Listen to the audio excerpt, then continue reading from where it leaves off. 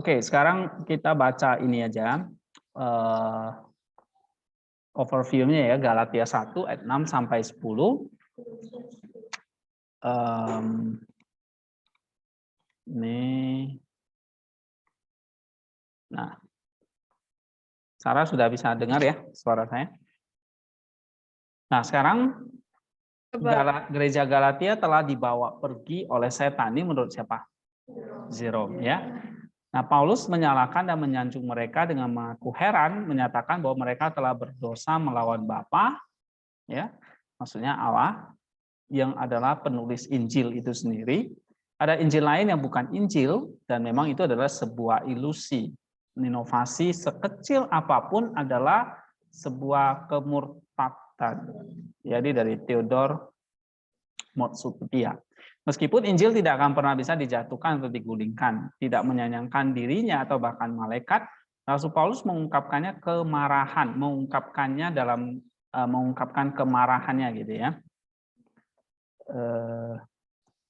Namun menunjukkan dengan pengulangan bahwa dia tidak berbicara dengan tergesa-gesa atau mengutuk tanpa peringatan. Ini kira-kira isinya ya. Di sini kita lihat Injil yang lain itu dikatakan Injil yang sama sekali berbeda. Kenapa? Apa yang berbeda? Pertama, Injil ini berpaling dari kasih karunia Kristus. Di ayat yang ke-6 kan? Nah, di situ apa bunyinya? Ayat yang ke-6. Nih. Beralih dari apa? Iya, kariti Kristus. Ya, kasih karunia atau anugerah Kristus. Nah, kalau sudah berpaling itu tandanya sudah Injil palsu.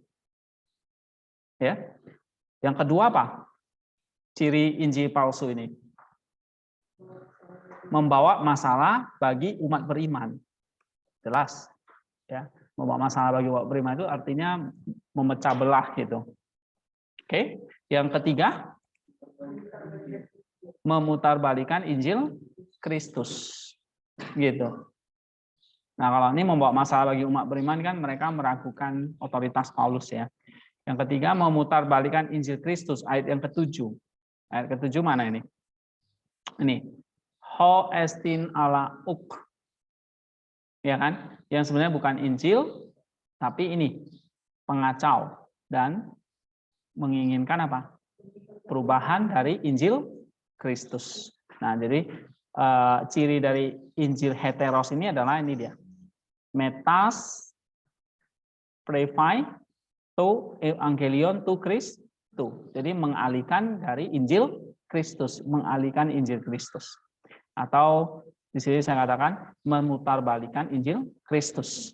Nah, ini adalah penyimpangan dari kebenaran ya, atau campuran antara kebenaran dan kepalsuan. Lalu yang keempat, Injil yang palsu ini akan dikutuk oleh gereja. Tadi kita baca ayat 8, ayat 9 ya. Lalu yang kelima, dibuat hanya untuk menyenangkan manusia. Ini di ayat 10 ya, bukan Allah. Oke, ini yang kita perlu perhatikan di sini. Nah, lalu ada tambahan memang di ayat 9, peringatan Paulus ini juga menegaskan bahwa bahkan malaikat sekalipun ya, itu juga akan dikutuk kalau memberikan Injil yang tidak benar. Nah, kenapa kata malaikat di sini dimasukkan? Memang tidak selalu malaikat itu memberitakan apa yang benar, bisa berasal dari malaikat yang jatuh atau yang terkutuk. Oke, ini overview-nya. Nah, sekarang kita lihat apa kata Chrysostom misalnya ya.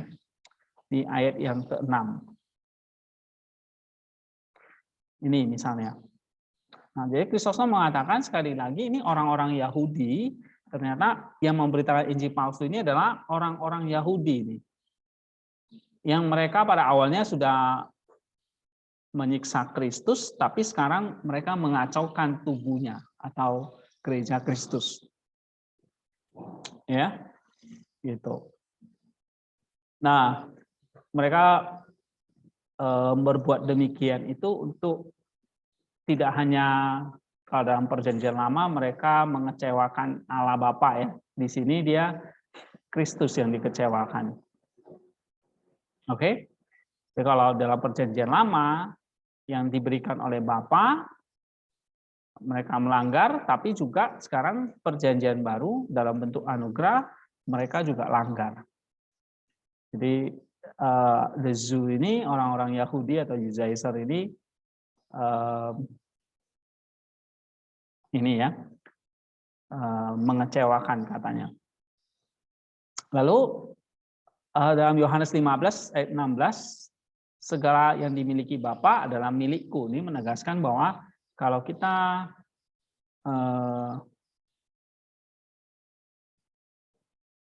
berpaling ya dari Kristus, ini artinya berpaling dari Bapa. Sebab apa yang dimiliki oleh Bapa itu adalah milikku. Milikku di sini adalah Kristus. Ya, jadi kalau kita menyangkal Injil Kristus, kita menyangkal Bapa. Bahkan dikatakan kita jatuh atau kita jatuh dari Bapa. Maksudnya kita jauh dari Dia. Terasing, fallen off from the Father. Ya. Nah, ini yang disebut sebagai apostasi atau kemurtatan. So, kemurtatan dari Bapa, kemurtatan dari anak berarti kemurtatan dari Bapa.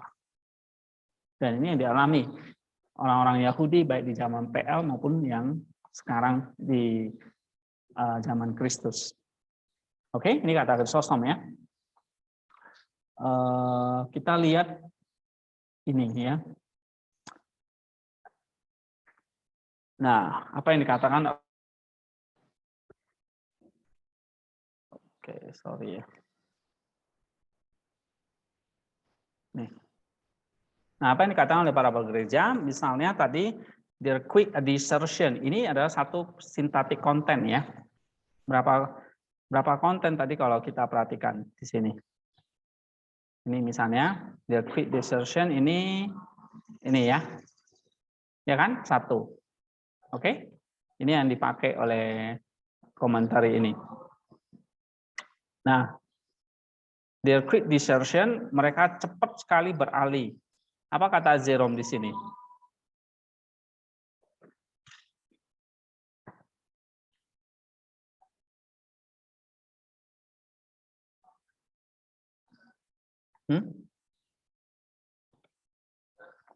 Jerome mengatakan apa? Kata being carried away di sini bahasa Yunaninya apa? Nih, metatis tete.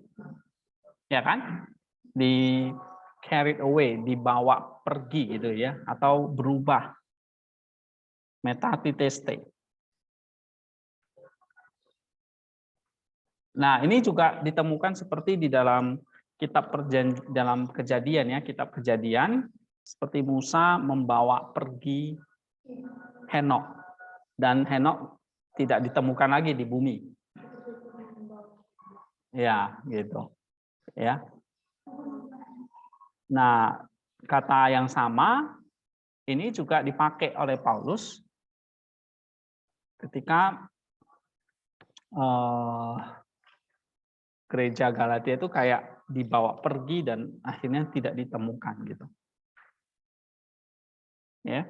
Nah, kalau di dalam Kejadian kan Allah membawa pergi Henok dan musuhnya nggak menemukan si Henok lagi kan gitu. Nah, ini kalau di gambaran di Galatia ini musuh itu bukan Allah yang membawa pergi Henok nih, sekarang musuh ini yang membawa pergi gereja Galatia. Nah, ini kata Jerome ya. Jadi dia bandingkan dengan kejadian Henok itu. Lalu Chrysostom mengatakan apa ini?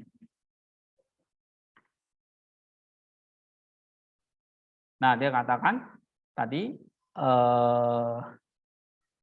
dia yang dibawa pergi gitu ya. After a long time is worthy of blame. Yeah. But the one who falls at the first attack and in the initial skirmish has furnished an example of the greatest weakness. Yeah.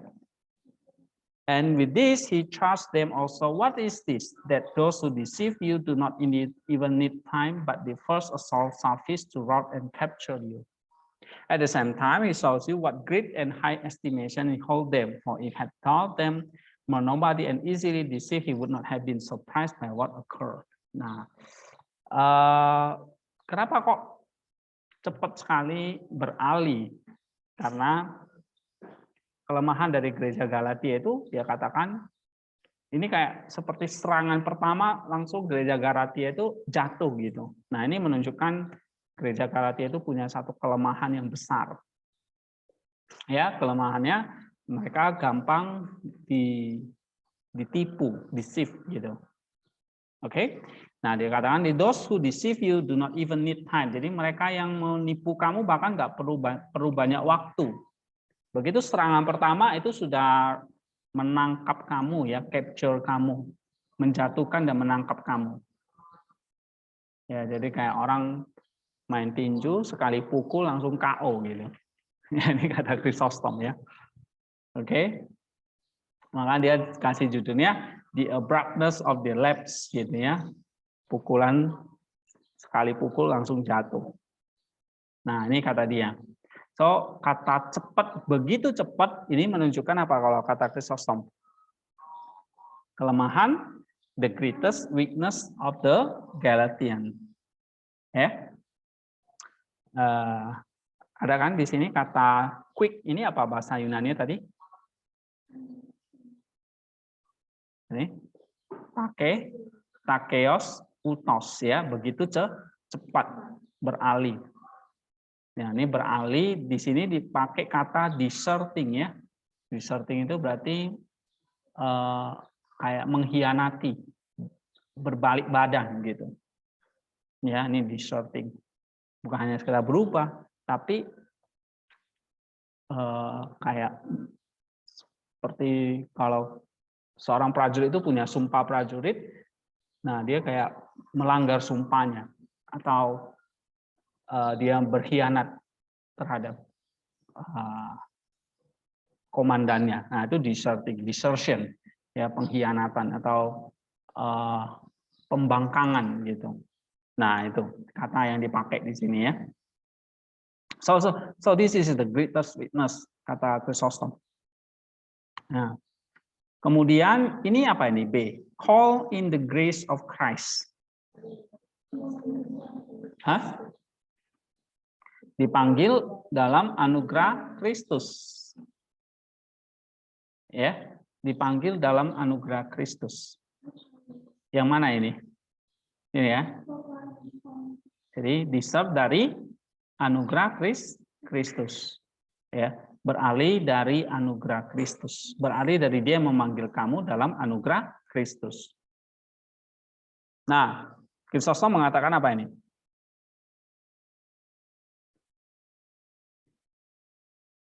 Dia tidak mengatakan from the gospel, dari Injil, tapi dari dia, from God. Jadi kata yang memanggil ini siapa? Allah. Jadi Allah yang memanggil kamu dalam anugerah Kristus. Nah, dia deserve-nya adalah dia mengkhianati apa di sini? Allah. Nah, ini ingat lagi kan seperti bangsa Israel pada zaman Perjanjian Lama. Mereka beralih dari Allah kepada patung-patung berhala, dan ini terjadi. Oke. Nah, jadi kata from God di sini ini mau Chrysostom mengatakan Paulus ingin menunjukkan satu horrifying. Horrifying artinya apa? Hah? Menunjukkan ini mengerikan kalau kamu berpaling dari Allah, horrifying, ya. Dan untuk astound itu kayak mau mengejutkan mereka, ya. Nah, ya karena ini ya deceitfulness ya, ini tipuan gitu atas kejatuhan mereka ya, lapse. For those who wish to deceive them did not do so all at once, but gently extreme them from the fact. In fact, from the faith, in fact, leaving the names unchanged. Ya, namanya kalau mau menipu ya tetap pakai namanya Injil. Tapi sebetulnya isinya menjauhkan orang itu dari anugerah Kristus. Ya. Jadi di sini Kristus mengatakan kamu jauh dari kamu berpaling, itu artinya kamu apa? Ya, berpaling dari Allah gitu. From God, ya. Nah, walaupun mereka yang menipu kamu melakukannya nggak sekali gitu, tapi pelan-pelan. Estrange itu artinya mengasingkan ya, menjauhkan atau lebih tegas lagi mengasingkan ya mereka dari iman. Oke? Iman tadi, iman di dalam Kristus itu. Nah, kata Kristus lagi, for such are the wiles of devil, not to make apparent the instrument of his hand. Jadi ya memang mereka secara perlahan-lahan ya kayak para pengacau ini masuk ke dalam jemaat itu kayak menggunakan tipuan-tipuan ya untuk buruan mereka gitu. Lalu mereka katakan depart from Christ. Nah, nih. Ya. Jadi tinggalkan Kristus, katakan. Nah, the Galatians would have shunned them as deceiver and corrupters. Nah, so Paulus katakan inilah para apa namanya? Shun dan deceiver dan corrupters. Ini yang disebut pengacau, pembohong, ya. Corrupters ya, corrupters itu maksudnya pengacau ya, yang suka mengacau. Deceiver itu penipu, oke? As it was, the deceiver allowed them still to remain the faith while they are undermining the whole edifice with impunity. Ya, dan mereka mulai masuk ke dalam satu komunitas gitu, full edifice with impunity. Okay, the language these antinomians used to cover with these family names as the owning. Nah, kita tahu kerja dari iblis itu menipu jemaat ya, deceive, lalu nanti dia akan menguasai keseluruhan komunitas itu ya dengan kepalsuan. Oke, ini kata Chrysostom. Nah, sekarang Theodoret. Sama ya, dia katakan apa di situ?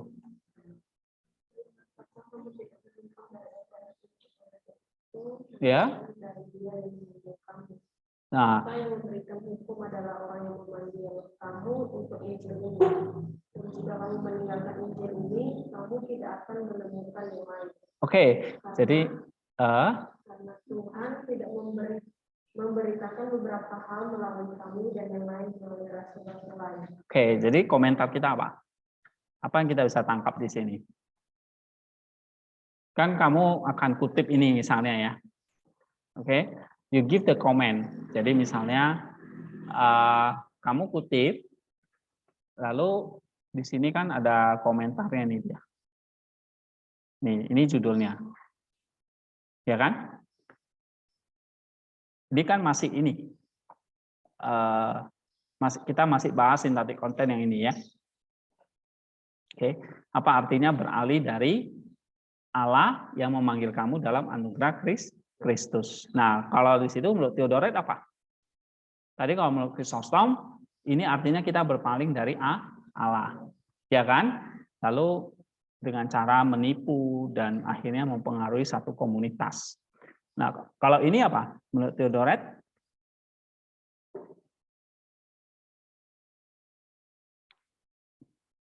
Kamu bukan hanya berpaling dari ajaran, tapi lebih parahnya kamu berpaling dari siapa? Dari orang yang manggil kamu, pribadinya gitu. Ngerti ya? Ya. Jadi kita belajar memberi ini komentar ya. Maka tadi kan kamu lihat di sini di semantik konten itu kan kita uraikan sintaktik konten dengan apa? Deep structure. Deep structure itu artinya pikiran kamu, deep-nya. Ya, dari mana kita tahu? Misalnya di sini. Ini. Kamu begitu cepat beralih, bahkan di sini kata desertion. Kamu begitu cepat berpaling, mengkhianati gitu. Nah, apa deep structure kita?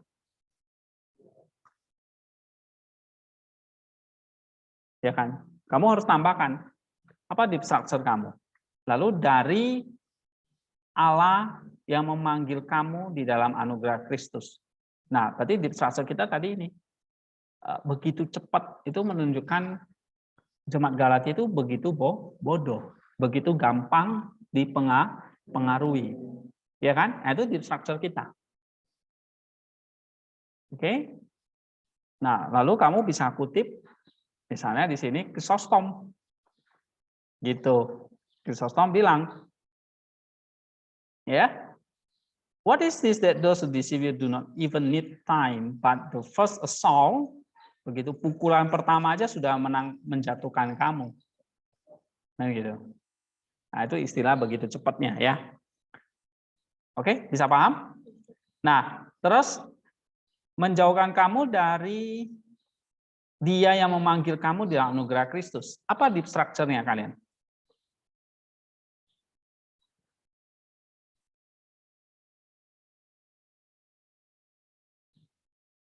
Ini kan kalian harus tahu deep structure-nya dulu. Lalu cari data di kitab suci dan tulisan para bapak gereja. Nah, para bapak gereja tadi kita sudah baca ini. Misalnya ini ya, call in the grace of Christ. Nah, kata Chrysostom apa? Intinya apa ini? Kan misalnya kalian mau kutip nih untuk mendukung apa yang kalian mau tulis gitu. Misalnya tadi nih.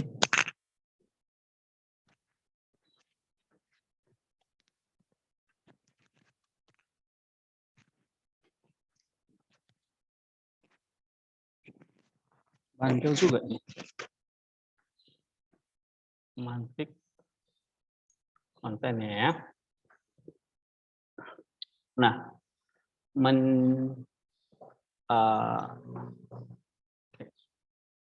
dari tadi ya, dari Dia yang memanggil kamu.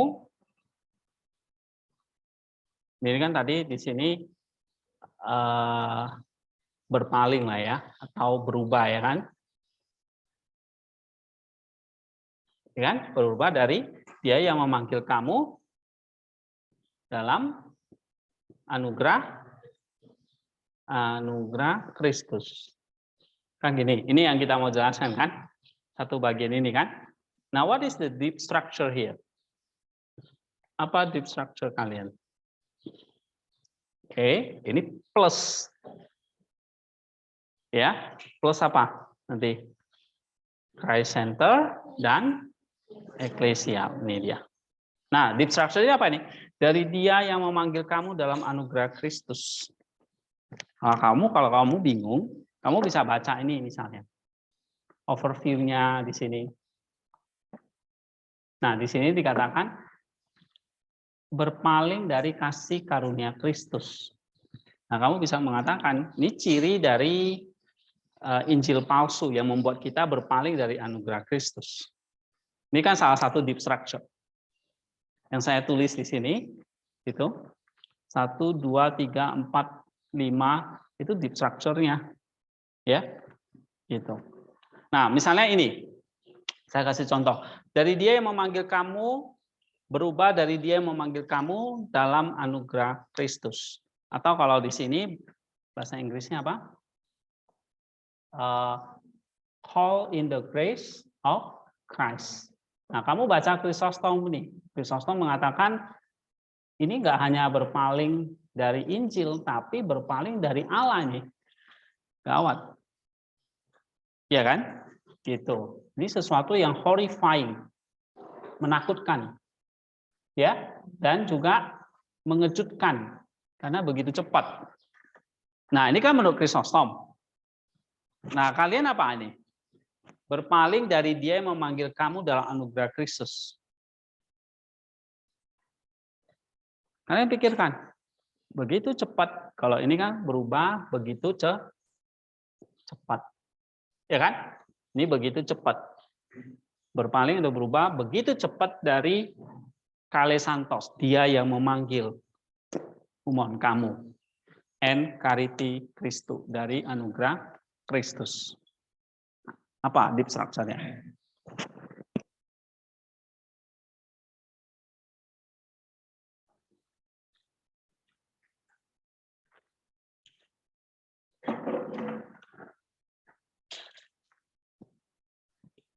Nah, kalau bingung, misalnya kalian coba baca Chrysostom di situ. Chrysostom bilang apa?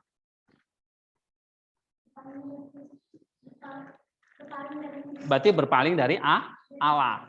Dan ini sesuatu yang mengerikan dan mengejutkan. Ya. Nah, lalu dia katakan, ini para penipu ini mau apa? Pelan-pelan, gently estrange them from the faith in fact. Tuh. Artinya apa?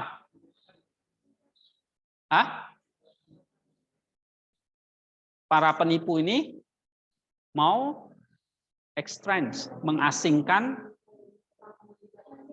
mereka dari iman Kristus. Ya. Gitu. Lalu dia katakan apa lagi di sini? For such are the wiles of the devil, not to make apparent the instrument of his hand. Jadi ini kayak kerja iblis itu ya memang nggak kelihatan gitu, ya, diam-diam berburunya. Right? Nah, namanya deceivers and corrupters, pengacau dan penipu.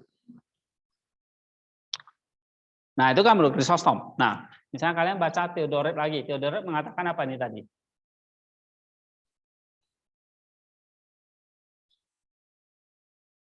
Nah, kamu tidak meninggalkan ajaran, tapi juga iya. Jadi ini Paulus mau mengejutkan mereka nih. Kamu nggak hanya berpaling dari Injil. Berpaling Injil artinya kamu berpaling dari Allah gitu. Sebab Allah yang memberikan Injil itu. Nih ya dikatakan, the Father who gave the law is the one who called you to this gospel. Jadi Bapa yang memberikan hukum Taurat itulah yang memanggil kamu kepada Injil. Nah, jika kamu mengkhianati Injil ini, if you desert this gospel, you will not find another. Jika kamu berpaling atau kamu berbalik, kamu tidak akan menemukan yang lain karena nggak ada Injil yang kedua, ketiga, keempat, cuma satu Injil. Ya, oke. So, nah kamu udah nangkep kan? Data-datanya kan ada di sini kan? Nah, tinggal kamu bikin ini strukturnya apa? Misalnya, berpaling dari Dia yang memanggil kamu dalam anugerah Kristus. Nah, kita bisa mengatakan gereja Galatia ya berpaling dari Allah yang sudah memanggil mereka di dalam anugerah Kristus. Artinya apa? Gereja Galatia itu meninggalkan anugerah, meninggalkan Allah, dan ini berarti meninggalkan anugerah. Anugerah di sini yang meninggalkan Injil, meninggalkan keselamatan. Begitu kan? Nah, meninggalkan Allah. Ini kata Allahnya yang penting di sini. Ya, ini meninggalkan apa? Allah yang memanggil. Berarti ini kayak meninggalkan Allah yang sudah memberikan mereka hukum Taurat dan juga Injil, lalu dia tinggalkan. Nah, kalau kamu dipserahnya seperti itu, berarti kamu bisa kutip mana? Ini kan? Chrysostom, kamu bisa kutip ini untuk mendukung, ya, atau kamu kutip Theodoret, gitu, ya, atau kamu tambahkan lagi Misalnya teks lain, ayat yang ke-6 ya, kita lihat. Ayat yang ke-6 itu apa? Kita bisa cek 2 Korintus 11 ayat 4. Nih. Coba baca. 2 Korintus 11 ayat 4. Sebab kamu sabar saja jika ada seorang datang memberitakan Yesus yang lain daripada yang telah kami beritakan, atau memberikan kepada kamu roh yang lain daripada yang telah kamu terima, atau Injil yang lain daripada yang telah kamu terima. Nah, kamu bisa tambahkan. Ini sama seperti yang terjadi pada gereja di Korintus. Kamu kok sabar saja? Ada orang yang memberitakan Yesus yang lain. Ya, gitu. Apa yang terjadi di Korintus sama seperti gereja di Galatia. Ya. Nah, kamu bisa narik kesimpulan, deserting him who call you by the grace of Christ, ini sesuatu yang berbahaya, horrifying, ya. Berarti kamu membuka celah, membuka pintu untuk menerima Injil atau Kristus yang lain. Nah, kamu bisa tambahkan, ini sama seperti yang terjadi dalam jemaat di Korintus. Ya, ada Injil yang lain, berarti ada Kristus lain yang diberitakan. Nah, ini satu data yang kamu bisa pakai di sini. 2 Korintus 11 ayat 4. Ya. Atau kamu bisa pakai data misalnya dari Chrysostom di sini. Dia katakan apa tadi? Kita sudah baca ini. Ya. Nah, meninggalkan Allah di sini ini sama seperti mengingatkan lagi gereja di Galatia itu meninggalkan Allah, berarti meninggalkan Kristus, sebab apa yang dimiliki oleh Bapa itulah yang dimiliki oleh anak. Nah, ini konsekuensinya adalah apa? Mereka akan dianggap sebagai mengalami kemurtatan atau apostasi. Nah, kamu komentari di sini. Jadi kalau di sini kamu bisa tambahkan deep structure-nya, oh, berpaling dari dia memanggil kamu dalam lugar Kristus ini mengampatkan apostasi, kemurtatan. Ya. Ini meninggalkan Allah. Oke. Nah, meninggalkan Allah berarti meninggalkan Kristus. Sebab apa yang dimiliki oleh Allah itu dimiliki oleh Kristus. Nah, itu satu. Apalagi tadi kamu bisa tambahkan, ini ada Yesus lain yang diberitakan. Nah, misalnya dalam 2 Korintus tadi, ya, kamu bisa tambahkan apa lagi? Ini sesuatu yang mengerikan. Nah, ini kan ada banyak data ini. Nah, kalian harus bisa buat dalam satu paragraf yang bagus. Ingat, paragraf itu kan selalu dimulai ide utama, ya kan? Nah, kalau kamu mau mengatakan, oh ini Paulus menegur gereja Galatia, ya, menegur secara keras, ya, mengatakan ini sesuatu yang menakutkan. Oke, kenapa? Karena gereja Galatia itu sedang meninggalkan Allah. Dan ini artinya meninggalkan Kristus. Gitu, ya. Maka di sini dikatakan meninggalkan anugerah Kristus. Berarti meninggalkan Allah. Kan gitu. Ya kan? Berpaling dari Dia, meninggalkan Allah. Sama artinya berpaling dari anugerah Kristus. Nah, kalau kamu mau jelaskan itu, kamu tinggal tambahkan kutipannya dari mana? Tadi dari mana? Chrysostom. Gitu ya. Paham nggak? Nah, lalu kamu bisa tambahkan misalnya 2 Korintus, kalau mau pakai ya, 2 Korintus berapa? 11 ayat 4.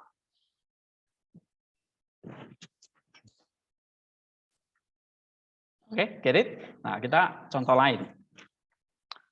Oke, bagian ini jelas ya. Nah, sekarang ini. turning to a different gospel. Oke, tadi berpaling dari Allah yang memanggil kamu di dalam anugerah Kristus. Nah, sekarang nih, menuju kepada Injil lain. Nah, berpalingnya kemana nih? Ke Injil lain. Different gospel. Nah, bahasa aslinya di mana nih? Nih, eis, evangelion, heteron. Nah, ini satu sintaktik form ini. Ya. Nah, tinggal kamu tambahin di sini tadi kan ini 1, 2, nah sekarang yang ketiga. Kepada Injil lain. Nih, yang ketiga. Nah, apa deep structure kalian pada Injil lain? Jadi, desert to another gospel. Atau kalau bahasanya itu metatisteste, ya. Berubah kepada Injil yang lain, beralih kepada Injil lain. Maksudnya apa itu?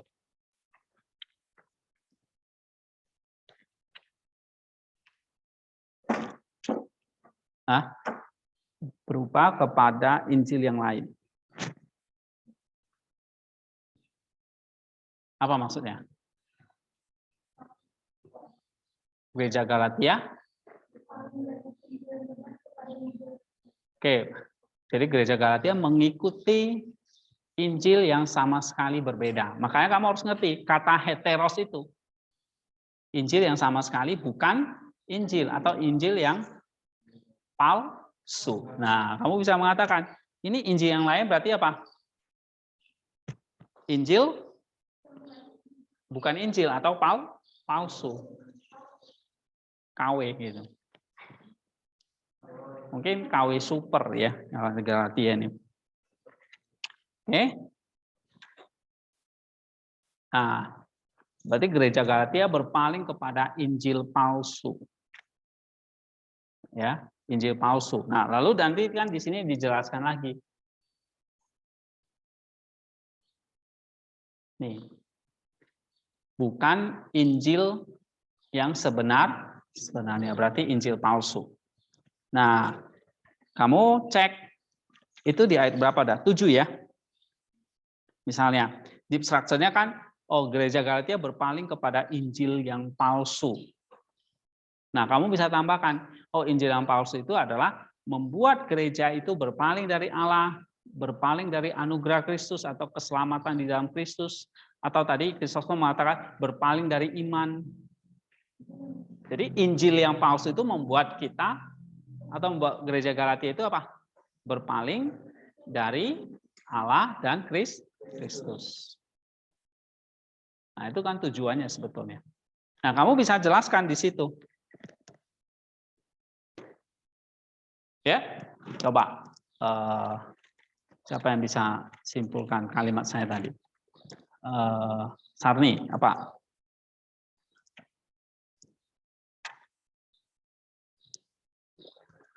Jadi, kalau ini apa? Berpaling kepada Injil lain. Maksudnya apa? Deep structure-nya dulu. Kita belum cek data nih ya kan, deep structure kalian.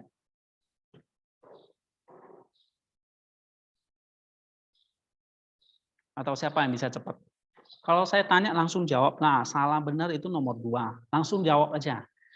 Apa yang dalam pikiranmu? Canggih apa? Gak usah malu-malu. Hah? Kamu udah semester berapa? Ayo cepat. Berpaling dari Injil lain maksudnya itu jadi segala sesuatu yang membuat jemaat di Galatia itu berpaling dari Injil lain itu berarti juga mereka itu meninggalkan Allah yang telah memanggil mereka dan juga meninggalkan anugerah di dalam Kristus. Nah, itu gitu ya. Jadi berpaling dari Injil lain itu maksudnya berpaling kepada Injil palsu yang membuat gereja Galatia itu meninggalkan Allah dan juga anugerah Kristus. Oke? Nah, coba misalnya ada nggak? Itu kan deep structure-nya kan? Nah, ada datanya nggak? Datanya apa? Datanya apa? Baca yang Chrysostom itu. Ya kan? Misalnya di sini.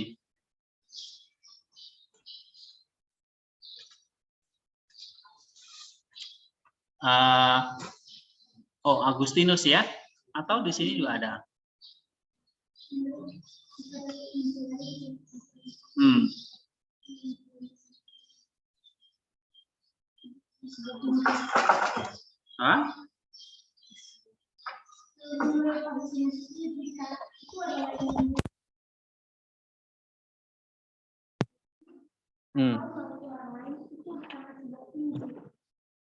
Alright. Berarti Injil palsu. Ya, ini kata Agustinus. Jadi tidak ada Injil yang lain. It would not be a gospel. Injil yang palsu, ya kan? Atau Jerome mengatakan apa? Iya, tidak ada Injil yang lain. Ya, gitu. Yang pada akhirnya no existent gitu. Iya. Oke. Nah, sekarang kamu bisa tambahkan dari kutipan Jerome ini, gitu, atau Agustinus, atau dari Chrysostom apa? Nih, misalnya halaman berapa ini ya? Oh ya, ini tadi ya. From him that call you in the grace, calling from the Father ya. Ini tadi kita udah bahas. Nih, which is another gospel. Nah, ini dia. Apa kata dia di sini? Kamu baca dulu. Oke. Nah, dia ada kutip di situ misalnya ini kaum Marcion gitu ya, misled by this phrase, this person injure healthy food. Oke, maka Paulus mengingatkan di sini. Lalu di sini dikatakan 1,000 gospel were written. Jadi Injil palsu itu banyak. Ya. Nah, you see that ini neuter ya. Akusatif singular ini memang satu Injil. Tapi Pak Chrysostom mengatakan ada banyak sekali 1,000 gospel were written yang pada saat itu ya. Oke. Yang pada akhirnya apa? Menyesatkan ya, dan saling bertentangan dalam mereka sendiri, contradict himself gitu. Ya. Nah, ini kan kamu bisa kutip. Jadi Injil palsu itu pada zaman itu begitu banyak, 1,000. Oke. For the ones of what depends on number, tetapi Injil yang sejati itu adalah cuma satu, one gospel, dan itu harmoni in the content. Ya kan? Gitu. And di sini Paulus is not speaking to the number but the discrepancy of things spoken. Ya. Nah, kenapa kok Paulus itu memakai tunggal ya? Kata Injil di sini tunggal. Nah, dia cuma mau mengelompokkan ada Injil yang sejati itu cuma satu, tapi Injil yang palsu itu satu yang memang tujuannya cuma satu, ya isinya itu satu, memalingkan orang dari Allah. Nah, that's it. Oke, nah kamu bisa kutip ini, ya, gitu. Injil palsu itu saling berkontradiksi. Oke, nah sekarang kita ke ini ya, yang ke nih, perverting the gospel of Christ. Yang mana ini? Perverting the gospel of Christ. Yang ini. Ho estin alo uk. Ya kan? Nah, apa kata tadi kita terjemahkannya apa? Perverting the gospel of Christ. Yang sebenarnya bukan Injil, yang sebenarnya bukan Injil. Ya, atau bertentangan dengan Injil Kristus. Pervert the gospel. Nah, apa kata Jerome? Apa kata Theodore dari Motsestia ini? Nah, tapi sebelumnya kalian punya deep structure dulu. Jadi kalau misalnya di sini saya kasih ininya ya. Nih. Berpaling kepada Injil lain yang bukan Injil. Nah, yang bukan Injil. Maksudnya apa? Jadi sebenarnya sudah dirangkum di sini ya. Berpaling pada Injil lain yang sebenarnya bukan Injil. Berarti apa? Yang sebenarnya bukan Injil itu maksudnya apa? Injil palsu itu sebetulnya bukan Injil. Yang namanya Injil itu cuma satu. Nah, sekarang kok disebut Injil oleh Rasul Paulus? Nah, ini tadi dia mau mengatakan ini tipuan dari si penipu. Mengatakan ini Injil loh. Kayak kita beli barang nggak gitu. Ini merek ini loh, padahal bukan gitu. Nah, gitu ya. Nah, sama dia pakai nama Injil juga. Istilahnya Injil. Padahal kan Injil kan cuma satu, nggak ada Injil yang lain ya. Gitu. Tapi para penipu tuh mengatakan ini Injil gitu. Ngerti nggak kamu? Iya. Dia pakai ini Injil gitu. Nah, padahal bukan. Nah, jadi padahal bukan Injil sebenarnya maksudnya apa? Ini Injilnya sebetulnya cuma satu. Nah, kamu tulis di situ. Jadi berpaling kepada Injil lain, berpaling kepada Injil palsu, ya, yang sebetulnya tidak ada Injil yang lain, tidak ada Injil yang palsu sebetulnya. Karena Injil itu cuma satu, nggak ada dua, nggak ada tiga, gitu. Jadi kalau ada Injil yang kedua, ketiga, berarti itu sudah Injil lain, Injil palsu. Nah, ini kamu tinggal tulis di situ. Tidak ada Injil yang lain, berarti apa? Hanya ada satu Injil kebenaran atau Injil yang sejati. Oke? Nah, terus kita masuk ke ayat 8 nih. Sorry. Tadi apa kata Jerome di sini? Nah, kamu tinggal tambahkan misalnya kutipan dari Jerome. Ya. Nah, sama. The wish is says to disturb the gospel of God but cannot prevail, but because it is of such a nature that it cannot be other than true. Jadi di sini Paulus mengatakan Injil itu nggak bisa dikalahkan, ya kata Jerome. Walaupun mau mengganggu Injil Kristus. Kata Theodore apa? Ini sama seperti debasing the currency, ya, menurunkan nilai tukar ya nilai mata uang gitu. Nah, sama seperti nilai mata uang kayak mau meruntuhkan nilainya. Jadi kalau ada Injil yang lain itu diberitakan, itu sebetulnya mau menjatuhkan nilai dari Injil yang asli itu. Ya, nah ini menarik. Theodore itu kok bisa berpikiran gini ya, debasing the currency ya. Jadi Injil yang lain itu seperti kayak mengurangi nilai currency ya. Currency itu nilai mata uang ya. Menurunkan nilai dari Injil yang sejati itu. Nah, kamu bisa tambahkan misalnya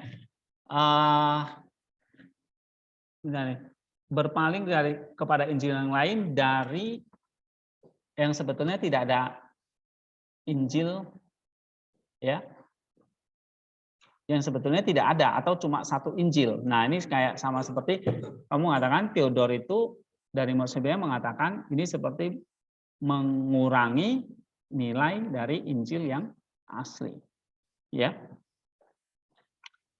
Oke. Ada yang mau tanya? Ada yang bertanya di sini? Bisa paham ini dua poin ini? Jadi kalau misalnya kalau kalian jadikan ini satu konten, misalnya ini artinya apa?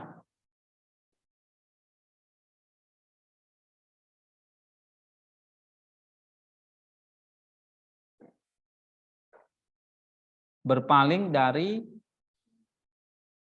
Injil yang lain yang sebetulnya bukan Injil. Nah, ini Injil palsu dan mengatakan Injil yang sejati itu cuma satu. Nah, itu intinya ya. Nah, terus kalian tinggal cari kutipannya. Kutipannya misalnya dari mana? Dari sini ya, atau kamu coba cek di Bibleworks, teks lain yang mendukung apa?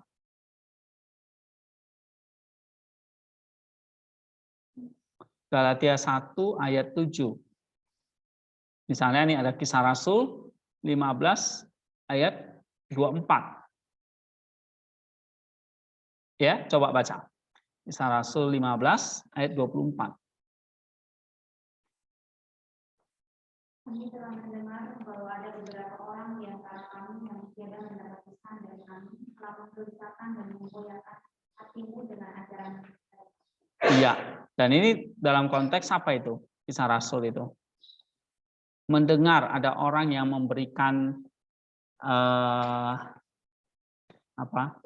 perintah atau pesan, ya, dan kami tidak mendapat pesan, menggelisahkan, yang telah menggelisahkan dan menggoyahkan hatimu dengan ajaran mereka.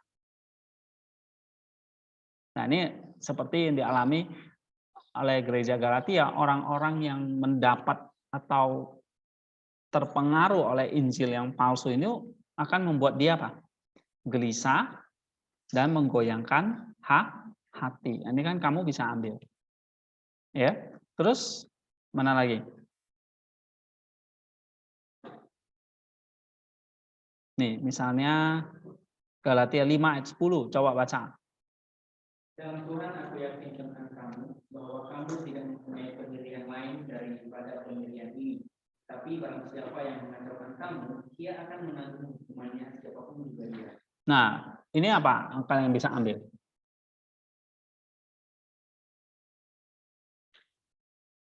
Jadi kalau di ayat 6 itu kan berbalik ya, berbalik dari dan mengikuti Injil lain yang sebetulnya bukan Injil. Ini berarti mengikuti Injil palsu yang sebetulnya bukan Injil. Injil palsu itu sebenarnya bukan Injil, sebab Injil yang asli itu cuma satu. Ya, misalnya kalau kamu kutip Galatia 5 ayat 10, apa yang kamu komentari? Dan mereka yang memberitakan Injil ini akan mendapat penghukuman. Jadi kalau kita ikut, kita juga akan mengalami penghukuman. Nah, itu. Atau misalnya 2 Korintus 11 ayat 13, coba baca. 2 Korintus 11 ayat 13. Sebab orang-orang itu adalah rasul-rasul palsu, pekerja-pekerja curang yang menyamar sebagai rasul-rasul Kristus. Nah, kamu lihat. Mereka menyamar sebagai rasul-rasul Kristus. Maka hasil atau produk yang mereka bagikan itu pasti Injil-Injil Kristus. Ya kan? Yang tadi kata sosok ada banyak versinya, tapi saling bertentangan sebetulnya. Namanya juga mereka rasul-rasul palsu, menyamar gitu. Maka hasilnya juga Injil palsu. Iya, betul, namanya Injil tapi palsu. Sebab mereka rasul-rasul palsu. Ya kan? Kenapa palsu? Karena nyamar gitu. Nyamar sebagai rasul Kristus. Nah, kalau kamu ambil 2 Korintus 11 13, kamu akan ngomong apa? Misalnya, coba. Apa deep structure-nya ya? Lalu tambah kutipan 2 Korintus 11 13. Ayo.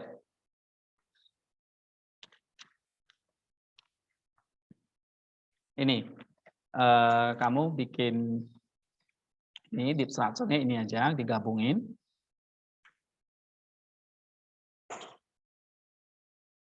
Sintetik kontennya yang ini ya, berpaling dari Injil yang lain yang sebetulnya bukan Injil. Nah, apa?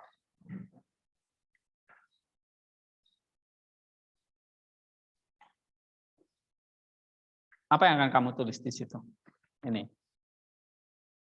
Deep structure-nya. Injil yang benar hanya satu. Injil yang mereka beritakan disebut Injil karena itu sebuah tipuan atau Injil palsu. Ya. Ini seperti mengurangi nilai dari Injil yang asli atau Injil yang benar. Oke, berarti kalau kamu pakai itu, kamu kasih catatan kaki. Ini menurut Theodoret, ya kan? Oke. Terus?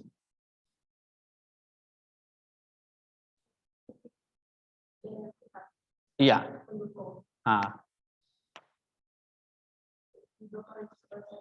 Iya. Kan sebab orang-orang itu adalah rasul-rasul palsu, pekerja-pekerja curang yang menyamar sebagai rasul-rasul Kristus. Berarti mereka inilah yang mengurangi nilai dari Injil yang sebenarnya. Nah, kamu bisa tambahkan mengikuti Injil lain yang sebetulnya bukan Injil. Jadi pertama ya, deep structure-nya apa? Mengikuti Injil palsu yang sebetulnya bukan Injil. Artinya mengikuti Injil palsu dan Injil yang sejati itu cuma satu. Nah, lalu kamu jelasin. Kamu bisa tambahin yang dari Chrysostom tadi. Banyak Injil palsu. Tadi ya, Chrysostom udah jelasin. Kamu kutip tuh. Terus tadi dari Theodoret mengurangi nilai dari Injil yang asli. Nah, terus mereka adalah orang-orang yang menyamar, ya kan? Sehingga apa yang mereka sampaikan atau mereka beritakan itu adalah Injil yang palsu. Nah, 2 Korintus 11:13 misalnya gitu. Oke? Nah, jadi data-datanya harus kalian ramu gitu ya untuk menjelaskannya. Nah,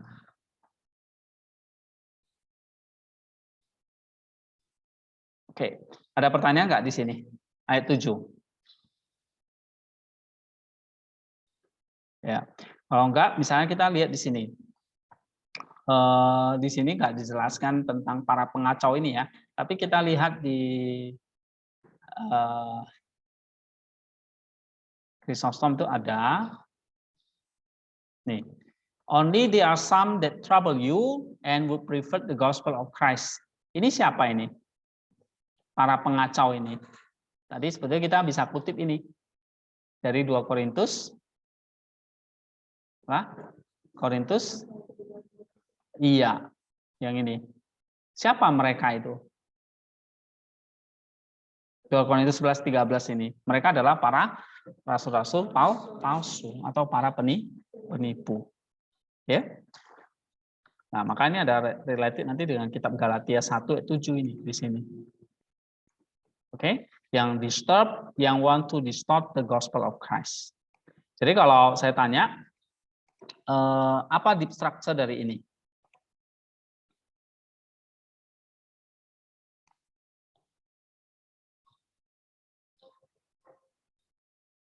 Nah, berarti kamu bisa jelaskan Injil palsu ini berasal dari berasal dari orang-orang yang mau mengacau dan menginginkan kita mengikuti Injil atau memutarbalikkan Injil Kristus. Nah, kamu jelasin siapa sebetulnya mereka.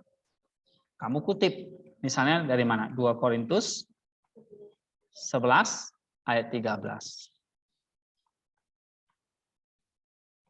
Ya. Nah, terus kamu bisa kutip apa lagi?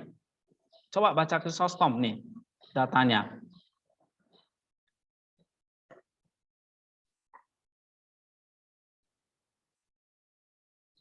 Nih, ayo. Siapa mereka nih?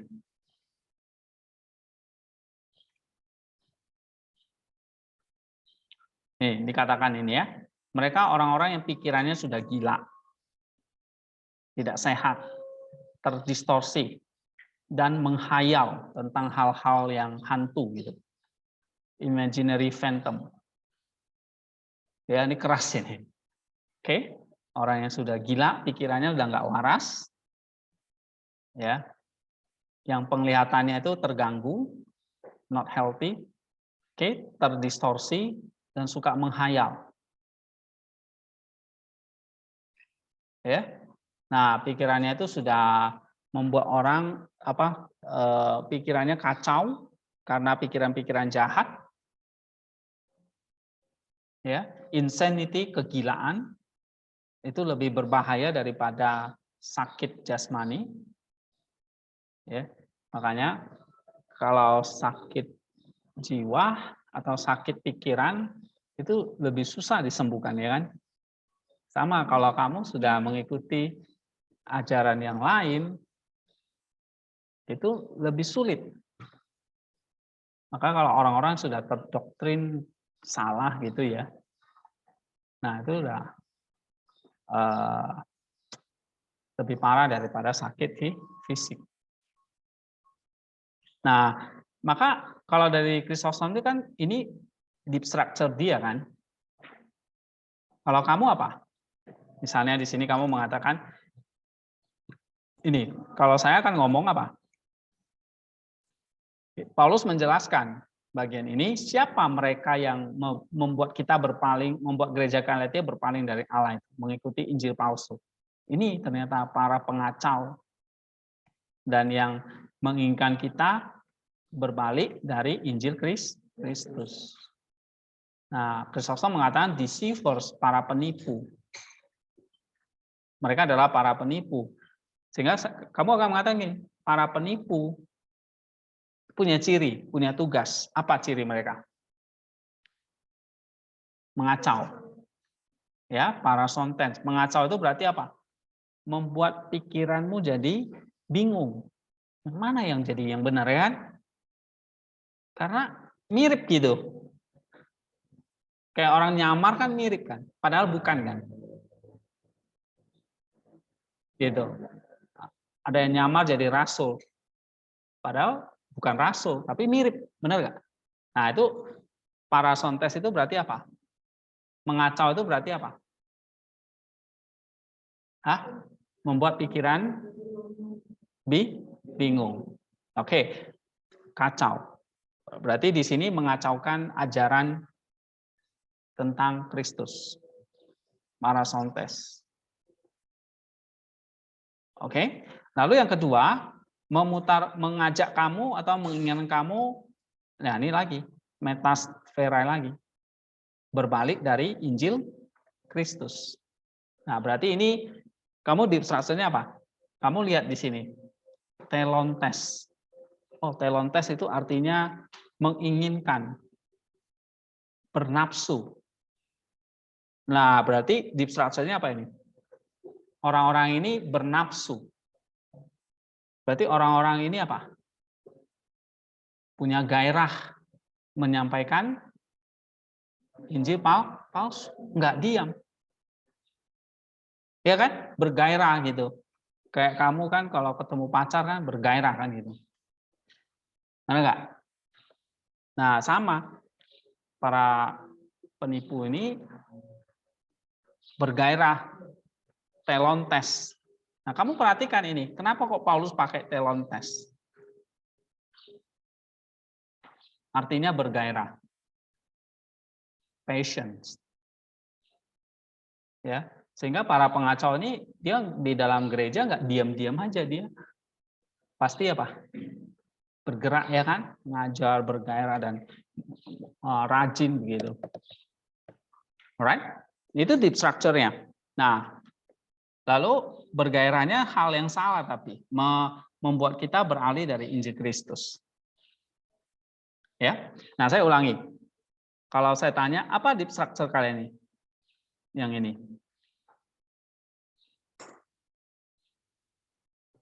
Coba Nesti, apa? Ini.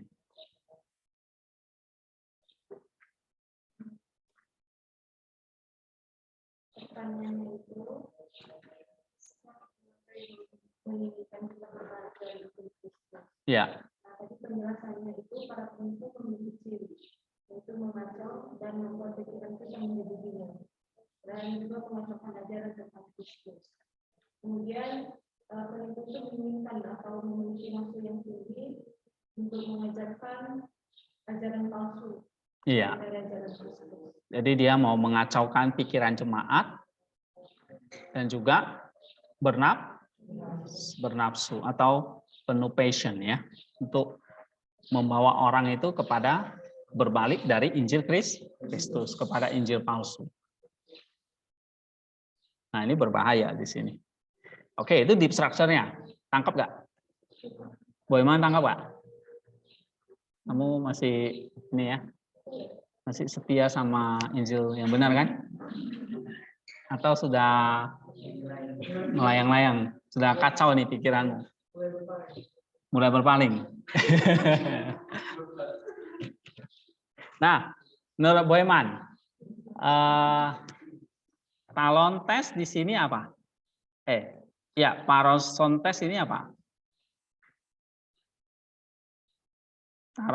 Tarasontes. Nih,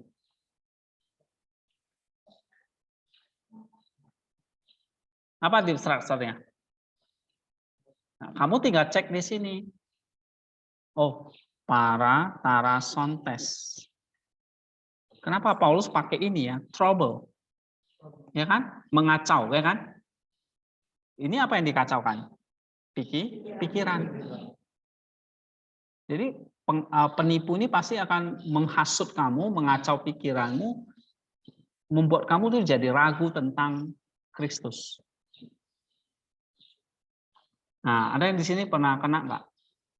Iya ya, saya jadi ragu nih, benar nggak Kristus itu juru selamat saya? Nah, itu berarti kita sudah mulai kena tarasontes, kena pengacaunya. Oke?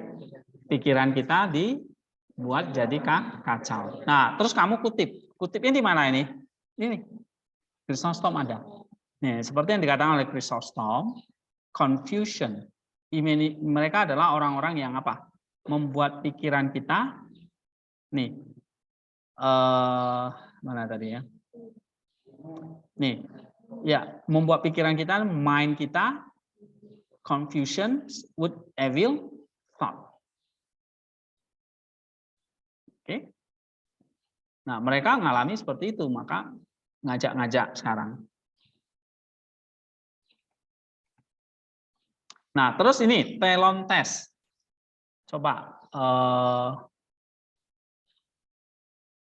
Winda. Nih, telon test di sini artinya apa?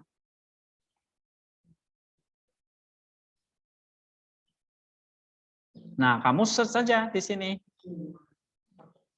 Yang bernafsu atau yang desire gitu ya. Yang punya desire atau di sini purpose. Jadi bernafsu, memiliki purpose, tujuan, terencana begitu. Ya kan? Nah, itu deep structure-nya. Lalu kamu bisa kutip dari mana ini? Nah, kamu bisa lihat misalnya di sini Chrysostom. Kamu baca, ada nggak dia jelaskan di sini? Oke, dia jelasin banyak ya. Ini contoh di dalam Perjanjian Lama juga ada. Oke. Nah, ini dia kasih contoh, ini adalah orang-orang yang kayak dalam Perjanjian Lama ini, orang-orang yang sama kembali. The Jews ya. Karena memang musuhnya atau para penipunya itu adalah orang-orang Yahudi ya, seperti di awal saya sudah bilang. Oke. Nah, ini cukup panjang nih, kalian bisa baca di sini. Ya. Nah, sekarang kita beralih ke ayat 9D. Ayat 8 ya. Oke.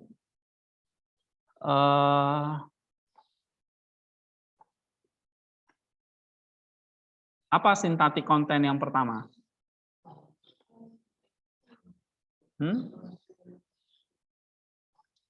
Misalnya kalian bisa ambil yang ini ya, jika ya kan?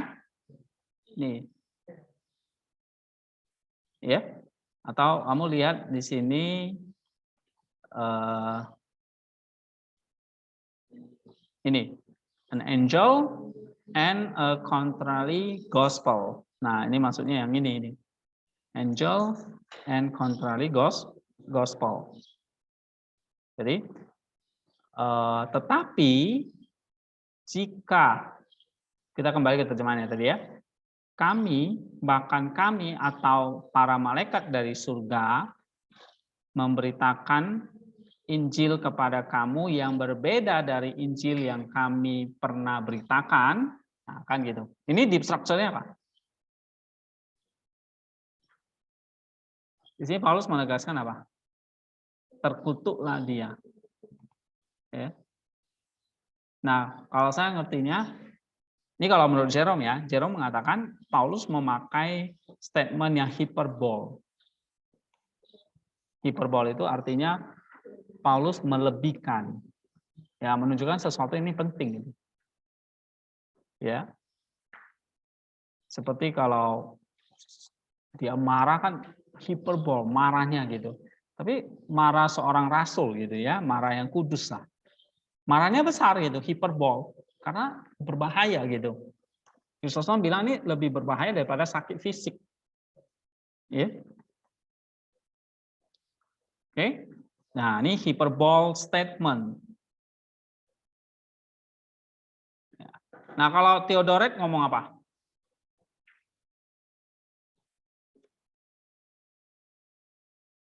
He mentioned the angel, not speculating that any of the holy angel would say something contrary to divine. Ya, nggak mungkin lah para malaikat itu memberitakan Injil palsu. Ya, ini something impossible. Maka sesuatu yang hiperbol. Tapi tujuan hiperbol di sini apa? Mau menegaskan betul bahwa seandainya ini kalau para malaikat pun memberitakan Injil yang palsu, mereka juga akan dihukum gitu.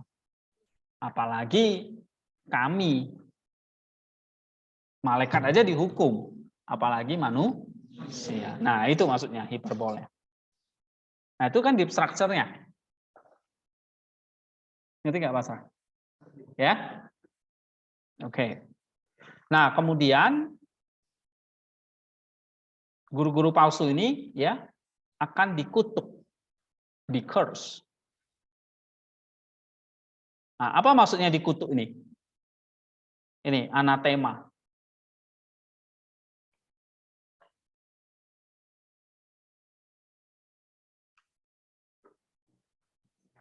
Dikutuk berarti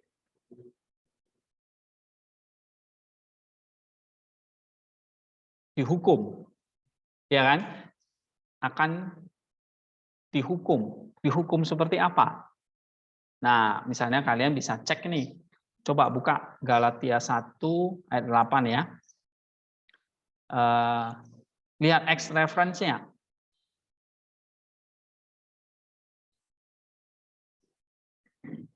Misalnya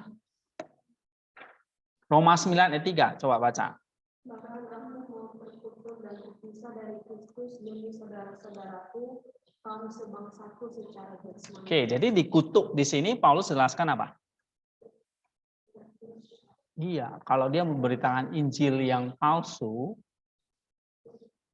dia juga akan terpisah dari Kristus. Nah, kamu tulis di situ. You see? Ya, jadi kalau seandainya Paulus atau siapapun ini, bahkan malaikat sekalipun, tidak lepas dari namanya penghukuman. Nah, kamu tulis di situ, deep structure-nya. Nah, lalu kamu kutip di sini, penghukumannya apa? Nah, dalam Roma pasal 3, Paulus mengatakan terkutuk dalam pengertian apa? Terpisah dari Kristus. Nah, kamu cek di sini Yunaninya. Nih. Ya, anatema enai autos ego. Oke? Lalu dikatakan apo tu Kristus hupo te aldefon sumoken. Aku berdoa, aku menginginkan ya kan? Diriku terkutuk. Lalu di sini dikatakan apo tu Kristu, terpisah dari Kristus. Nah, kamu lihat di sini. Ini salah satu ayat yang penting yang kita mesti kutip. Nih. Oke. Enai anatema, aku terkutuk. Baru di bawahnya apa? Apo tu Kristu. Terpisah dari Kristus. Apo itu separation tadi kan? Preposisi diikuti genitif yang separation, terpisah, terputus dari Kristus. Apo. Nah, itu artinya terkutuk di situ. Ya. Nah, sedangkan di sini kan memang nggak dijelasin kan? Anatemanya kan cuma dalam bentuk langsung ada ean kan? Di bawah anatema kan nggak ada penjelasan.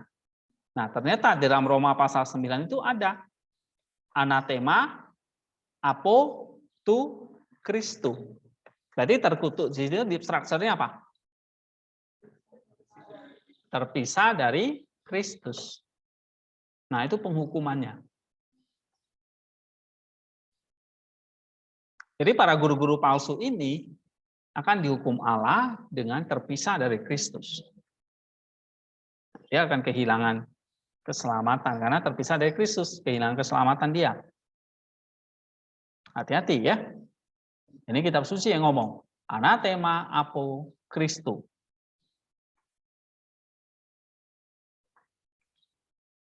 Apo tu Kristo ya. Oke, apa kata Ambrosius ini? Nah, kita bisa kutip di sini dari Bapak Gereja.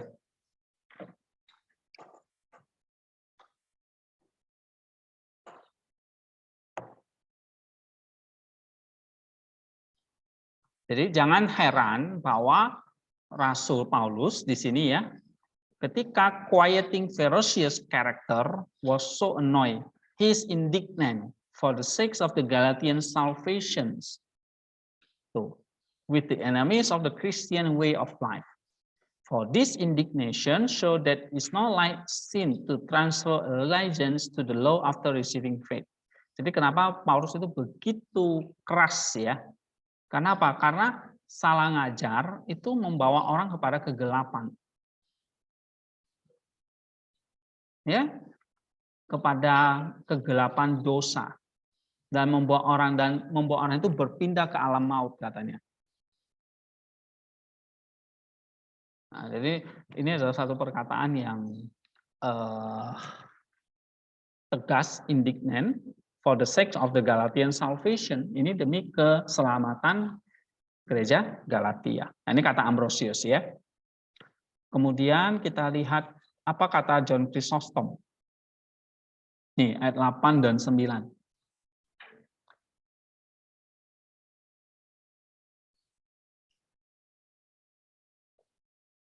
Jadi kalau anatema di sini dikutuk,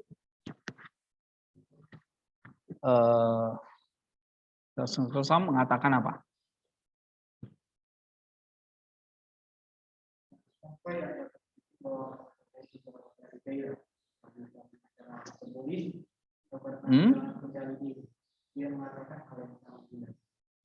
Yang mana ini kamu baca?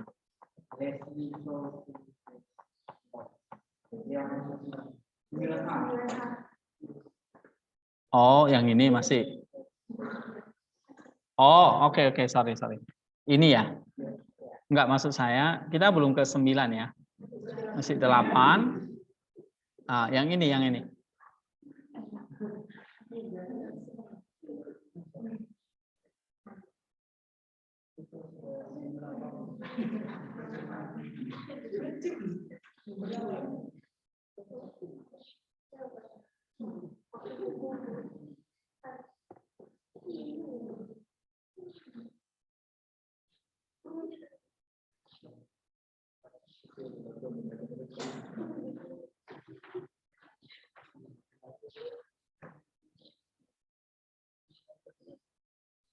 Oke, dia katakan ini, in that he anathemas evangelists, angels, he included every dignity, and his mention of himself induced every intimacy and affinity. Tell me not, he acclaims, that my fellow apostle and colleagues have spoken, I spare not myself if I preach such doctrine. Yeah, and he says this, condemning the apostle for suffering for the message they will come to them, far from it, but to show that in discussion of dignity of person is not to be concerned. Jadi kata Chrysostom di sini, Allah tidak akan memandang siapapun ya, termasuk bahkan para penginjil ataupun para malaikat ya, akan kehilangan. Di sini katanya intimacy and affinity, berarti ya terputus dari Allah ya, intimasinya, ke relasinya gitu. Nah, ini kan kayak sama dalam Roma pasal yang ke-9 ayat 3 tadi. Oke, data apa lagi yang kita punya? Selain Roma tadi,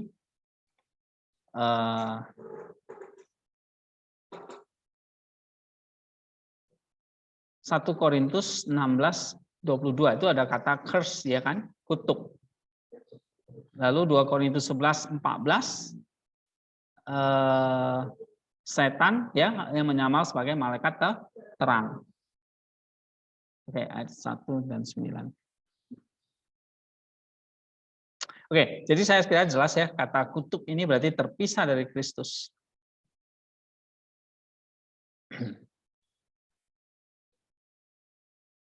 Nah, sekarang ayat 9 ini. Ayat 9 di sini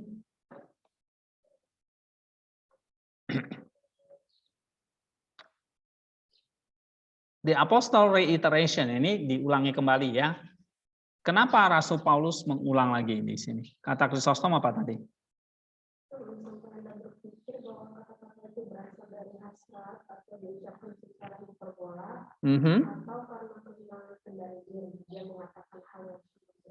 Ya, jadi jangan mengatakan Paulus ini terlalu bernafsu atau terlalu marah-marah gitu ya, hyperbole atau kehilangan self control. Enggak, dia mengatakan ini demi keselamatan gereja Galatia. Nah, anatema di sini kata Jerome menegaskan apa lagi?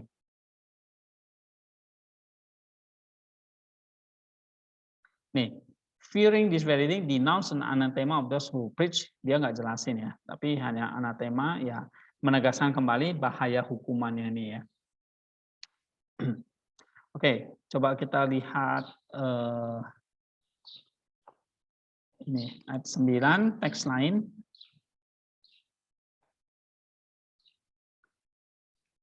Nah, kita bisa baca di misalnya Roma 16:17. Coba baca. Tetapi aku menasihatkan kamu, saudara-saudara, supaya kamu waspada terhadap mereka yang bertentangan dengan pengajaran yang telah kamu terima, menimbulkan perpecahan dan godaan. Sebab itu hindarilah mereka. Iya. Kalau kita disuruh menghindari karena menimbulkan perpecahan dan godaan di sini. Ya. So, doktrin yang keliru dan itu bisa membuat kita salah hidup ya. Bahkan juga bisa menimbulkan satu perpecahan atau division ya. And then bukan godaan ya sebetulnya di sini, division and difficulties.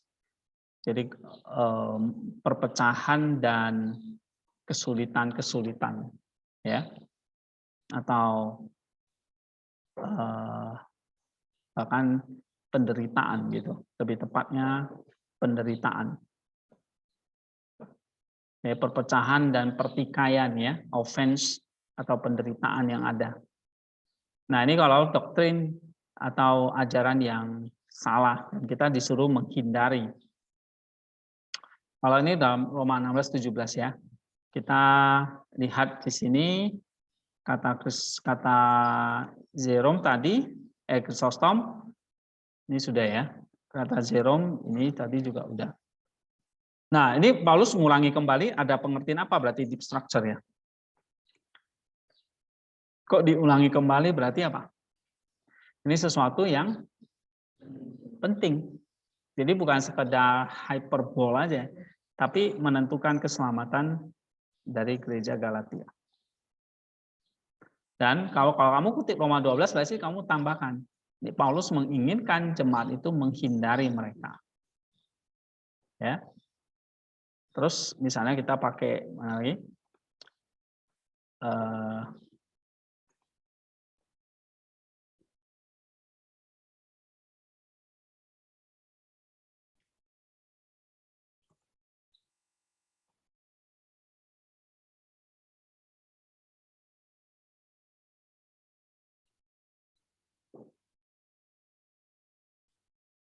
Misalnya dalam 2 Korintus 13 ayat 2. Coba baca. Kepada mereka yang di masa yang lampau berbuat dosa dan kepada semua orang lain. Telah aku katakan terlebih dahulu dan aku akan mengatakannya sekali lagi sekarang pada waktu aku berjauhan dengan kamu, tepat seperti pada waktu kedatanganku kedua kalinya. Maka aku tidak akan menyayangkan mereka. Menyayangkan mereka pada waktu aku. Nah, pada waktu aku datang lagi. Jadi ini Paulus kayak mengulangi lagi, berarti ini menegaskan dia, ya, menegaskan sekali lagi tentang kalau Paulus ketemu lagi, dia tidak akan menyayangkan mereka, nggak akan melepaskan mereka, gitu. I will not spare them. Ya. Nah, ini kita bisa kutip dalam pengertian apa ini? Pengulangan ini berarti Paulus akan terus mengingatkan gitu sampai dia datang, ya kan? Jadi Paulus tidak hanya sekali dua kali mengingatkan, akan terus mengingatkan dan dia tidak akan melepaskan mereka. Itu kalau misalnya kita kutip 2 Korintus 13 ya. Terus misalnya mana lagi?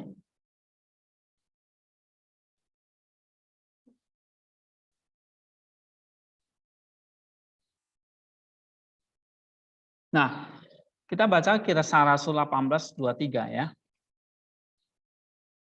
Setelah beberapa hari lamanya di bulan itu, dia berangkat pula lalu menjelajahi seluruh Galatia dan Asia untuk menunjukkan hati semuanya. Nah, itu yang dilakukan Paulus ya. Dia bolak-balik meneguhkan hati, ya, dan itu sebabnya dia mengulangi lagi kalimat yang sama itu. Nah, ini untuk menegaskan bahwa Paulus tidak pernah nyerah untuk terus meneguhkan hati jemaat Galatia. So, lihat ini data-data yang kamu bisa pakai ya, yang berelasi dengan Galatia 1 ayat 9.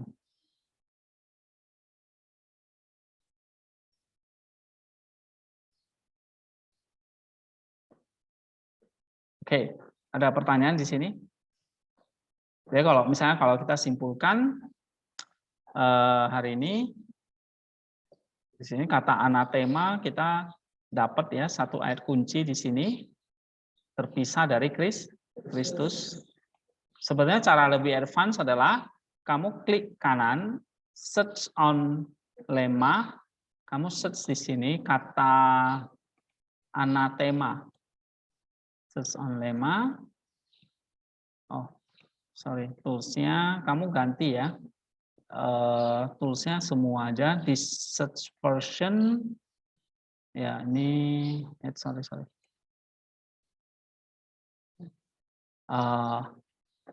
Search limit ya.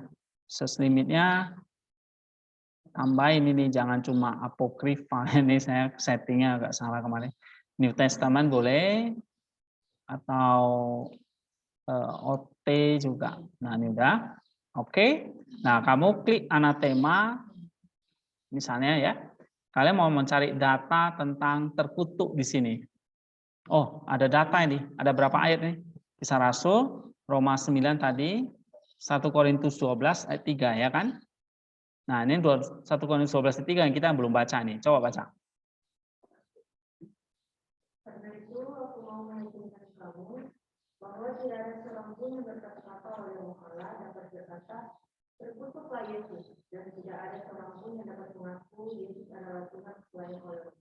Oke, ini terkutuklah Yesus ini dalam pengertian kuasa Roh Kudus ini ya, yang kalau kita nggak bisa mengaku Yesus itu Tuhan kalau bukan Roh Kudus ya. Tapi Roma 9 ini paling jelas. Coba 1 Korintus 16:22. Siapa yang tidak mengasihi Tuhan terkutuklah ia. Oke. Terkutuklah dia. Dalam kaitannya dengan apa? Mengasihi Allah. Ya kan? Jadi kalau orang-orang yang terkutuk itu adalah orang-orang apa? Yang tidak punya kasih kepada Kristus. Ya benar ya. Jadi kalau dia tidak punya kasih pada Kristus ya pasti dia mau memalingkan orang itu dari Kristus. Oke, jadi dua ayat ini bisa kita pakai untuk menjelaskan tentang kata terkutuk. Roma 9:3 ini paling jelas dan konteksnya sama ya. Lalu 1 Korintus 16 ayat 22. Tadi Kisah Rasul, ini enggak ya. Jadi Roma 9 sama 1 Korintus 16, 22 ini kita bisa pakai untuk menjelaskan. Ya. Jadi kalau saya tanya kalian, terkutuklah dia, apa deep structure-nya? Terhukum, terpisah dari Kristus. Nah, kalian tunjukkan ayatnya. Gitu ya. And then yang ini. Sorry.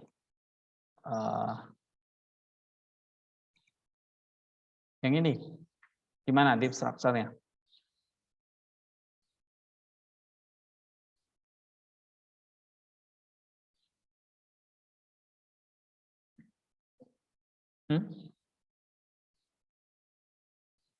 Jika kami, para malaikat, ya kan, dari surga, memberitakan Injil yang lain yang bukan yang kami beritakan. Nah, ini berarti apa ini? Paulus mau menegaskan apa? Tadi, hiperbol tadi. Ya kan? Gitu. Jadi siapapun, baik itu manusia ataupun malaikat, tidak akan luput dari hukuman kalau memberitakan Injil yang palsu. Gitu. Ya. Nah, kalau ini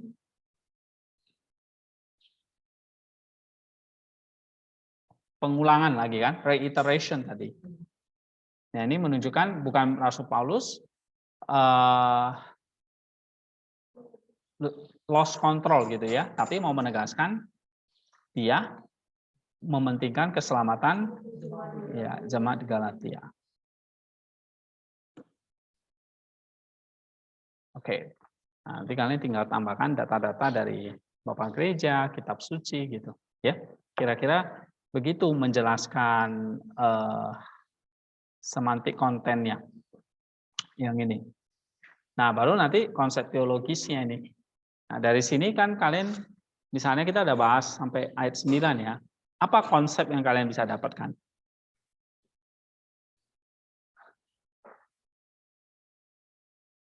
Misalnya di situ kan kalau mau bikin artikel nih, kalian bisa bahas tentang kata terkutuk tadi, anatema ya kan?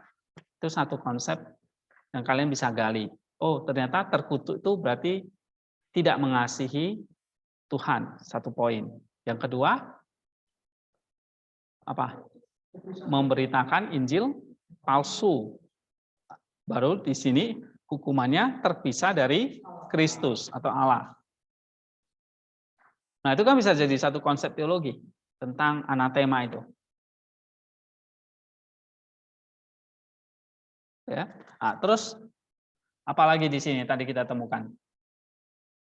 Nah, kalau saya bikin di sini ada Injil yang lain memiliki beberapa ciri atau Injil palsu itu punya beberapa ciri. Ada 5, apa saja? Injil ini? Ya, itu 1. Membawa masalah itu maksudnya mengacau ya. Mengacau itu tadi ayat berapa? 7 ya. Ayat 7, mengacau.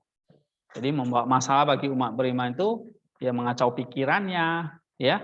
Kalau Chrysostom bilang ini kita menghadapi orang-orang yang gila ini. Ya. Karena ya jadi bawa masalah. Coba ada orang gila di asramamu. Buat masalah kan sama kamu kan? Oke, yang ketiga memutarbalikkan Injil Kristus ya tadi. Heteros tadi ya. Terus oke, yang keempat dikutuk. Injil palsu itu akan dikutuk oleh gereja. Ya. Dikutuk oleh gereja. Dan kelima, dibuat hanya untuk menyenangkan manusia, bukan Allah. Nah, itu 5 poin yang kalian bisa kembangkan tentang ciri-ciri Injil palsu. Oke? Ini konsep teologisnya. Kecuali kalian bisa mengembangkan konsepnya tadi, bisa anatema atau di sini. Saya kira itu yang penting ya. Oke, terus apa ringkasan personalnya, refleksinya?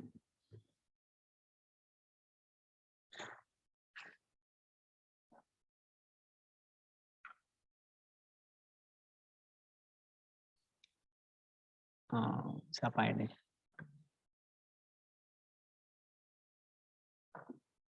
Damai. Damai hati. Damai pikiran nggak ada ya? Kalau menurut Damai, apa yang kamu pelajari di sini? Penghayatannya berarti personalnya ada reproof, correction, dan instruction. Reproof-nya apa?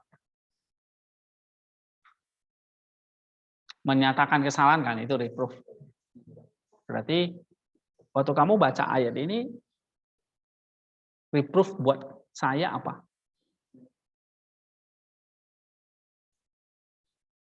Kesalahan apa? Kita sebagai manusia yang masih itu sadar bahwa itu tuh gampang banget dibutakan dengan ide-ide yang palsu tadi. Oh ya, jadi reproof-nya kesalahan saya gampang terpengaruh. Ya kan? Saya itu reproof-nya. Itu harus jelas di situ. Jadi kalau baca ini, iya ya, saya kok gampang terpengaruh nih sama Injil palsu atau ajaran-ajaran yang nggak benar.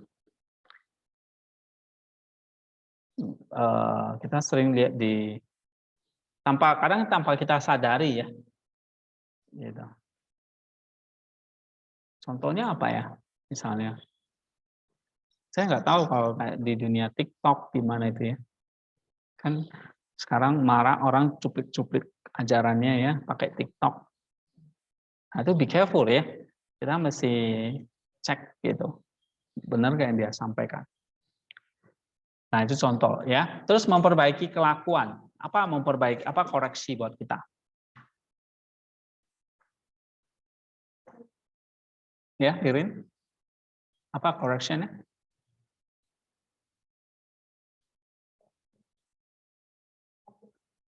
Tidak mudah percaya. Ya.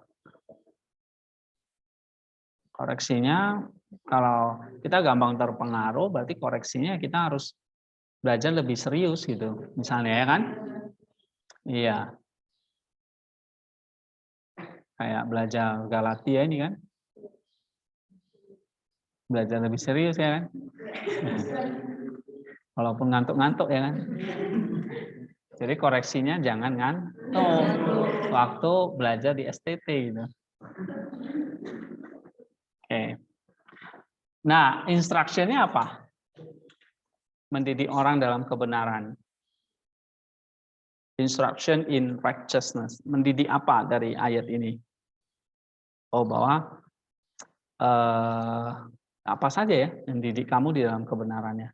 Kita harus setia mengikuti Injil yang, misalnya Injil yang benar.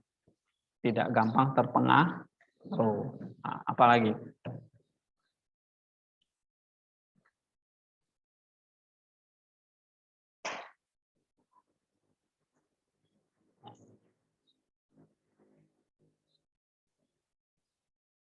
Ada? Mau jawab? Instruksinya apa?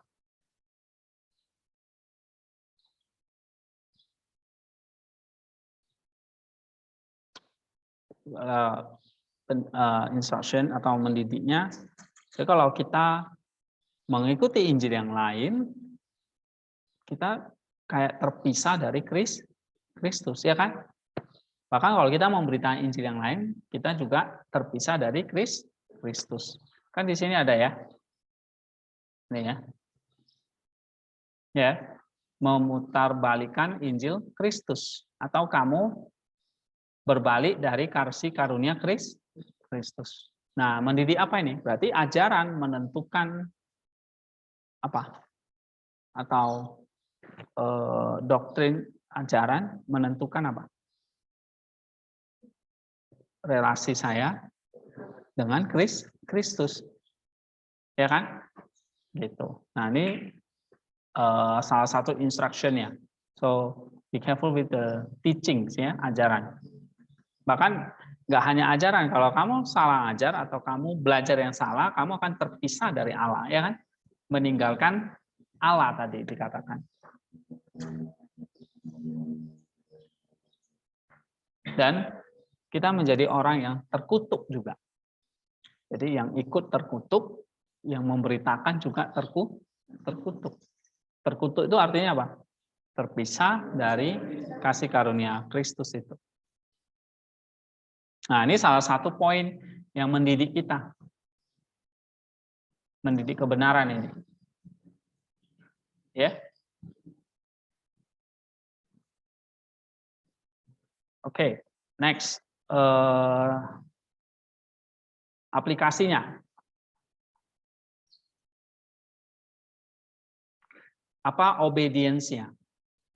Supaya menghasilkan satu good works. Nah, good works yang kita mau kan, oh berarti saya mau menjadi seorang penginjil yang berkenan gitu, nggak mau yang terkutuk, ya kan? Itu kan good works-nya. Jadi masa depan kekristenan ini coba misalnya ya, ada banyak nih penginjil, tapi hampir semua memberitakan Injil yang palsu. Gimana kekristenan yang misalnya tadi ya, kayak sekarang kemarin saya bilang banyak yang nggak percaya lagi Allah Tritunggal. Bapa, Anak, Roh Kudus itu bikin bingung aja. Udah satu aja gitu. Iya, penting Kristus aja. Nah, gimana kalau kalian memberitakan ajaran seperti itu? Good works ya ini. Iya, ini bukan good works lagi, bad works. Ya kan? Perbuatan jahat. Gitu. Ya. Nggak tahu ya, ada alumni sini nggak yang akhirnya juga terpengaruh tidak percaya Allah Tritunggal misalnya.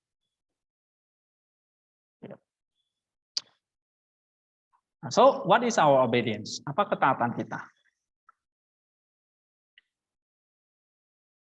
Pelajarilah misalnya ya, pelajarilah doktrin itu dengan sungguh-sungguh. Jangan sampai nanti kita jadi penginjil yang dikutuk itu, atau hamba Tuhan yang dikutuk. Ya, oke. And then pengudusannya yang terakhir, anagogiknya. Kalau kamu baca ayat ini membawa pengudusan apa? Berarti kan kamu bisa mengatakan belajar Injil yang benar itu ya membawa kita kepada keselamatan. Ya kan? Tapi kalau kita mengikuti Injil yang lain akan membawa kita kepada kebinasaan. Nah, anagogi itu adalah waktu kamu melakukan satu good works itu makin menguduskan kamu. Jadi kalau kamu makin memberitakan Injil yang baik, kan tadi good works-nya adalah jadi pemberita Injil yang berkenan kan, bukan yang terkutuk. Nah, kalau kita jadi penginjil atau pemberita Injil yang berkenan, pengudusan apa yang kita peroleh? Maka kita bisa katakan kita makin menyadari ya, bukan hanya menyadari ya, makin menguduskan kita bahwa ya mungkin makin banyak orang yang butuh kasih karunia, makin banyak orang yang butuh anugerah yang benar, ya kan, gitu.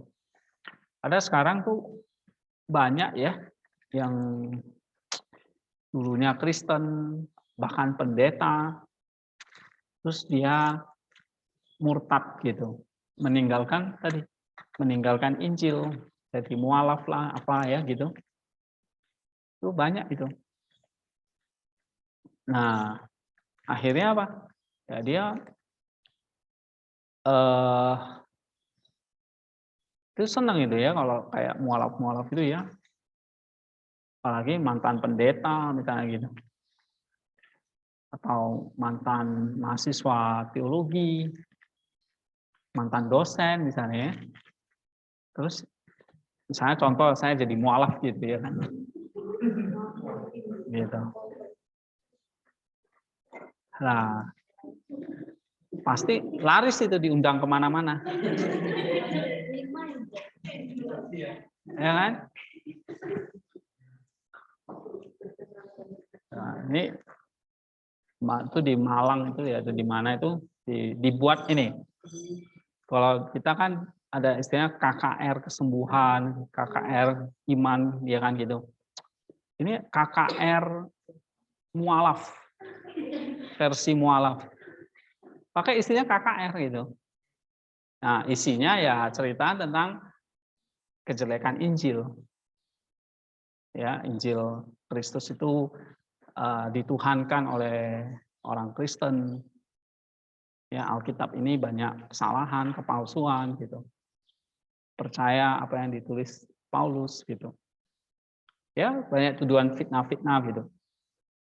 Ya itu yang ngomong ya orang-orang Kristen yang meninggalkan Kristus itu, yang mualaf itu, yang murtad itu.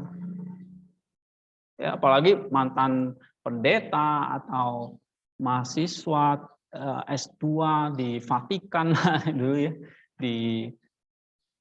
akan ada yang mantan rektor katanya sebuah STT. Ya, pendeta banyak yang akhirnya jadi mualaf gitu. Nah, lalu saksi di mana-mana. Tapi sebaliknya juga ada yang dari Islam ya pindah ke Kristen. Nah, lalu ya udah dia kesaksian dari gereja ke gereja. Ya. Itu laris itu. Nah, apa itu anagogik yang kita mau capai? Tentu kan enggak. Ya, pada akhirnya kalau kita menjadi pemberita Injil yang baik, yang berkenan, ya itu membawa kita kepada kekudusan.